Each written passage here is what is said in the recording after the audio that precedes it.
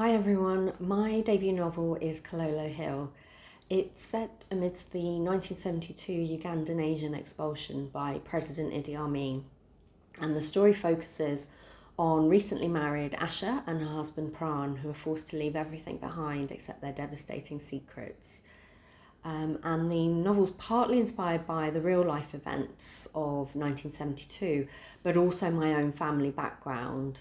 My grandparents left India during World War II to start new lives in East Africa. And my parents were born there, and then they subsequently came to England, where I was born.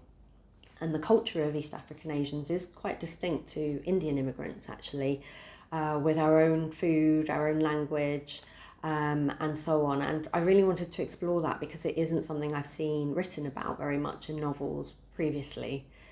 What was also interesting was that whilst I was writing Kololo Hill, a lot of the themes of displacement, belonging, home were playing out in the real world and continue to play out in the real world.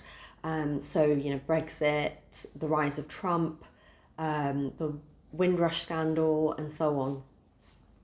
So I'm now going to read a short extract from the beginning of the novel. They'd be back before curfew. Asha was sure of it. She got out of the car and looked out far across the water to where the Nile flowed into Lake Victoria. In the late afternoon light, the mosquitoes glowed gold like embers from a fire. "Be quick, won't you?" Jaya called from the car window, pulling her sari chundri tighter over her silver hair. "And be careful." "Hush, Jaya, she's not a child," said Motijan. "Besides, we can see her from here." The car swayed like a rowing boat as her father-in-law hoisted himself into the back seat and lay down for a nap. Asha slipped off her tooth jumper, blades of grass tickling her toes, the dragonflies dancing at her feet. She shook her hair free from her ponytail, aware that Jaya was probably looking on.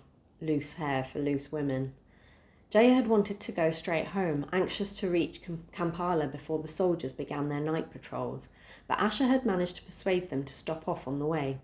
What harm would it do to get a little fresh air after being cooped up in the car, to steal a few moments in the place she'd visited so many times as a child with her parents? There were more people here in the old days, of course. The sweet, smoky scent of roasting mogul carrying across the breeze, tinny transistor radios buzzing in the distance. Now all Asha could see was a few fishing boats and the crotchety marabou storks with their black feather cloaks gathered in the shallows. She walked towards the vast water, stretching so far that it looked like an ocean. She'd met Pran for the first time by Lake Victoria, down by Entebbe. She bristled as she thought of him now. She was sure that Pran was keeping something from her. He dodged her questions before she'd left for Ginger that morning. Asha wandered further along. It was too beautiful a day to waste it thinking about him. Something was jutting out at the water's edge, a strange mass that seemed to grow from the banks, blackened in parts, ashen in others. Asha stepped closer.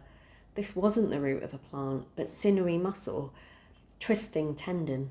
Upstream there were more, hacked bodies bobbing in the billowing lake. A crackle of fear. Asha turned fast, hurrying back towards the others. "Slow your pace," she told herself. "Don't alarm them." "What happened? Why were you hurrying?" Jaya got out of the car. Motijan sat up, voice full of sleep. "What's going on?" "It's been a long day," Asha glanced back, trying to sound calm. "Shall we go?" "I thought you wanted to spend some time here." "I did. I'm just a little tired." Asha hovered by the back seat. Why wouldn't Motijan hurry up and put his shoes on? She looked towards the road. No sign of soldiers, thank God. She told herself that the rumours must have been embellished, growing as neighbour told friend, told colleague. How could she have been so wrong? The broken limbs flashed through her mind as she climbed into the car. Idi Amin didn't care that those poor people's bodies were bobbing in the water, out on show for all to see, killing anyone who spoke out against him or threatened his power. He might not stop until the whole river ran red. And that's the end of the extract. Thanks very much.